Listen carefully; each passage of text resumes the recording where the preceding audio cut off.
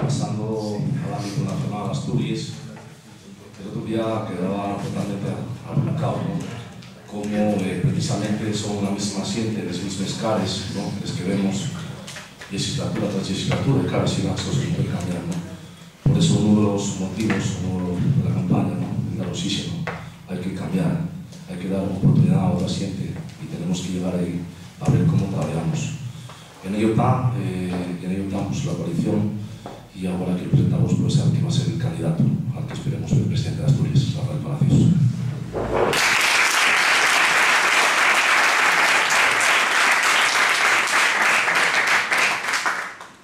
Bueno, buenas tardes a todos y a todas.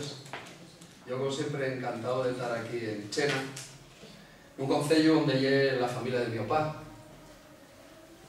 Aquí vinieron, en un concello donde me casé, que me casó Agripino, que hizo de cura civil, en poco tiempo además. Un concello en el cual gobernamos, y el único concello donde el Bloque por Asturias está gobernando, está en el gobierno. Un concello donde demostramos cada día la capacidad de renovar la política, de comprometerse, de hacer política de una forma distinta. Por lo tanto, para mí es siempre una alegría estar en este concello, un concello al cual además vengo habitualmente y alguna vez, algún fin de semana también salimos por aquí. Esta semana y una semana en Asturias de sorpresas para toda la gente que seguimos el ámbito político. Venimos ahora de presentar la candidatura en Llanera. Y cuando hablamos de la diferencia de que gobierne un partido u otro en un concello, acabamos de verlo. Esto que estamos haciendo aquí ahora, acabamos de hacerlo en Llanera, en la calle, en una acera, con el atril. El alcalde, demócrata, del Partido Popular, que cobra el sueldo de diputado y el sueldo de alcalde, faltaba más, prohibiónos utilizar la Casa Cultura. Tuvimos que presentar la nuestra candidatura en la calle. No pasa nada, no hay ningún problema. Ya tenemos el primer compromiso, aprovechamos para grabar uno de esos vídeos en los cuales vamos expresando los compromisos que tenemos y vamos denunciando las situaciones y decimos, mira, tenemos que sacar a este alcalde de aquí porque es necesario que las instalaciones públicas, las que pagamos todos los ceros y ciudadanos, no se utilicen como si fueran propiedad de quien esté en el ayuntamiento, de quien esté gobernando, sino que lo pueda utilizar cualquier persona independientemente del partido que sea o aunque no sea de ningún partido, que faltaba más. Para utilizar la Casa Cultura hay que ser amigo del alcalde, hay que ser de la cuerda del alcalde, hay que ser de los que gobiernen, porque no te ha prohibido. Y si solicites en lengua asturiana la Casa Cultura, también te la prohíben, porque no os gusta el idioma. Y si es de un partido que no tiene el alcalde, también te lo prohíben. No nos lo prohibieron solo a nosotros, pero prohibieronlo. Y hoy tuvimos que presentar esta candidatura en la calle con el atril. No pasa absolutamente nada, sabemos estar en el gobierno y también sabemos estar en la calle, no hay ningún problema. Pero arriba hay que la noticia ahora mismo, y en que esos eurodiputados que tenemos, que está todavía por definir a qué se dediquen, cuál es el trabajo, que lle para lo que nos valen, acabamos de enterarnos que tienen que viajar en business, no pueden viajar en turista, en el avión, porque si no lleguen cansados a representarnos y no pueden hacerles cosas bien. Y yo estaba pensando, y yo decía, Willy Meyer de Izquierda Unida, tiene que viajar en business porque llega cansado. Sosa Wagner de UPyD, Rosa Díez, acordemos, hay que acabar con la política profesional, también viaja en business y no quiere cambiarlo. Los del PP también, los del Partido Socialista también. Ahora están arrepintiéndose, ahora estuvieron y dicen que se equivocaron al votar, lo cual, sabéis que son gente que está ganando más de 6.000 euros al mes, además de tener más de 13.000 euros al mes para gastos de ayudantes, asesores, etcétera, etcétera.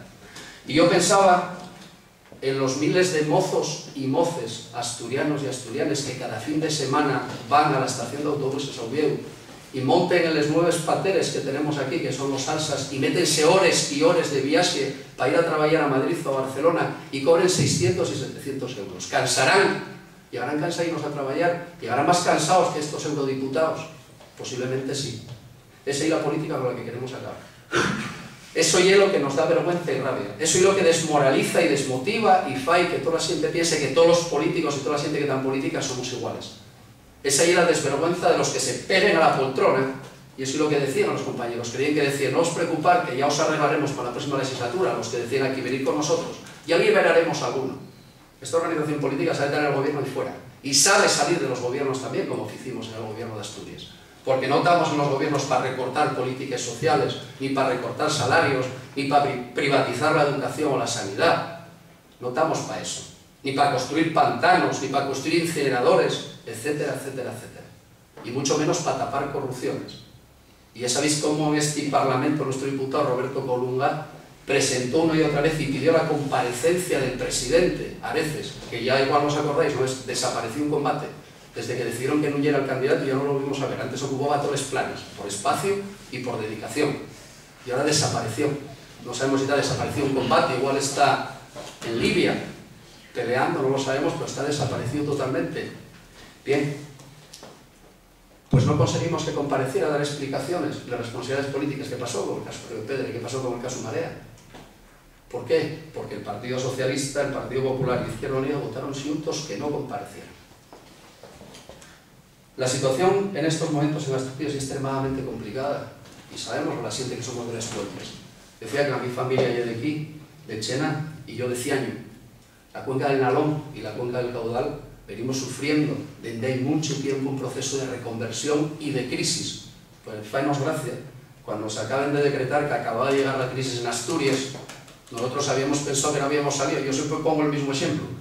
En 1982, con la llegada de Felipe González al gobierno, que empezó la reconversión, nada de lo que había en Asturias valía, ni vale. Ni el carbón, ni la siderurgia, ni la ganadería, ni la agricultura, ni la pesca, nada vale absolutamente. Bien, cuando llegó, yo recuerdo que hicimos una pancarta, el otro día falaba con nuestro concejal de San Martín, con Manuel Benayes, hicimos una pancarta que traía por la reindustrialización de las Cuencas, en 1982.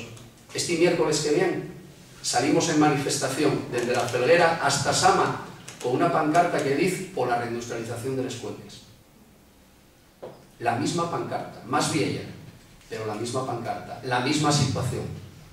90.000 personas paradas en Asturias en estos momentos. El último descenso que se felicitaba al gobierno de Asturias porque habían disminuido en 332 personas el número de parados este mes. Lo que no contaron es que somos 3.000 asturianos y asturianas menos. Aquí no llegue que va a ser paro, aquí llegue que desaparece la gente. Aquí va a pasar con muchos países de África que dicen que va a acabar el SIDA porque desaparece la población. Aquí pasa lo mismo con el paro. Acabará desapareciendo el paro porque desaparece la gente. Pensar cuántos amigos y amigas la gente más mozo tienen trabajando fuera de aquí o tienen que marchar de aquí para poder vivir, para poder seguir teniendo un futuro digno. Esa es la situación en la que estamos. Ese fracaso de las políticas de reactivación y de reindustrialización de las comarques mineras. Bueno, pues hay algún partido político que plantea que debería desaparecer la sindicatura de Cuentas.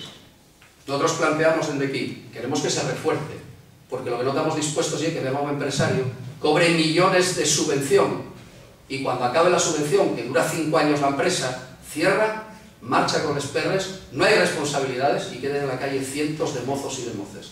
La última que estamos ahora peleando, que toca en la cuenca de allá, con Alas Aluminium. 273 personas, mozos y moces la mayoría, en la calle. Teniendo que pelear, cortar el tráfico, como siempre, lo que nos toca siempre, pelear, ¿no?